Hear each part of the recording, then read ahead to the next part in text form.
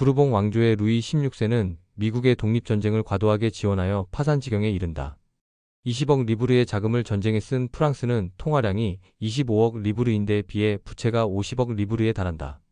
왕실의 수입은 5억 300만 리브르인데 반해 지출이 6억 3천만 리브르로 막대한 적자를 기록하자 부채에 대한 이자 지급 비용만 3억 2천만 리브르에 이른다. 계몽주의의 영향으로 정치와 사회개혁을 요구하는 분위기 속에 부유한 부르주아지가 권력에서 배제되고 국가재정마저 파탄난다. 특권 계급은 전혀 세금을 내지 않는 가운데 근로대 중에 조세 부담률이 38에서 40%로 치솟으며 아래로부터 혁명의 요구가 분출된다. 1789년 루이 16세가 삼부회를 소집하지만 반란군은 계몽주의의 주체로서 자유를 위한 저항과 투쟁을 표출시킨다. 프랑스 혁명의 혼란스러운 시기에 나폴레옹은 휴가를 얻어 고향인 코르시카로 돌아와 지역의 안정화에 힘쓴다. 혁명이 코르시카의 자치와 정치적 변화를 이끌 수 있다 여긴 나폴레옹은 민족주의와 혁명, 이념 사이에서 균형을 맞춘다. 코르시카 의용대의 부사령관으로 임명된 나폴레옹은 지도력을 발휘하여 군사적 경력을 쌓는다.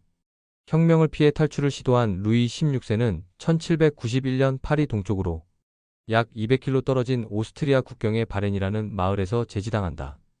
국왕이 백성을 버리고 도주한 바렌 사건으로 왕정에 대한 신뢰를 버린 나폴레옹은 자코뱅주의를 혁명 정신으로 받아들인다. 미덕과 공포 정치 속에 루이 16세는 1793년 1월 21일 처형된다. 혁명 정부는 1793년 2월 이탈리아 북부 지역에서 영향력을 확대하기 위해 사르데냐 왕국에 대한 군사 원정을 추진한다. 정규군 대위로 진급한 나폴레옹이 사르데냐 원정에 참여하자 코르시카 민족주의자 파울리는 자원을 충분히 제공하지 않는다. 나폴레옹은 사르데냐 원정의 실패로 좌절하지만 코르시카 민족주의와 완전히 결별한다.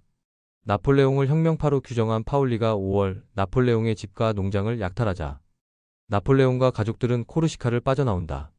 자코뱅파의 공포정치에 반발한 왕당파의 반란으로 툴롱에서 마르세유로 거처를 옮긴 나폴레옹은 니스에 있는 정규군에 복귀한다. 프랑스의 해군 기지 툴롱을 장악한 왕당파는 8월 대불 동맹인 영국과 스페인 해군을 끌어들여 혁명 정부에 맞선다. 나폴레옹은 니스에서 활동 중 혁명 정부로부터 9월 툴롱 포위전에 참여할 것을 명령받자 위기를 기회로 삼는다. 상급 지휘관들의 전략적 판단 부족과 내부 혼란으로 혁명군은 효과적인 포위망을 펼치지 못한다. 나폴레옹이 영국 스페인 연합군의 보급로 차단을 위해 전략적 요충지 레기에트와 발라기의 요새 점령을 건의하지만 무시된다. 사령관이 두 차례나 교체된 혁명군은 명확한 전술 없이 지리한 공방전을 이어간다.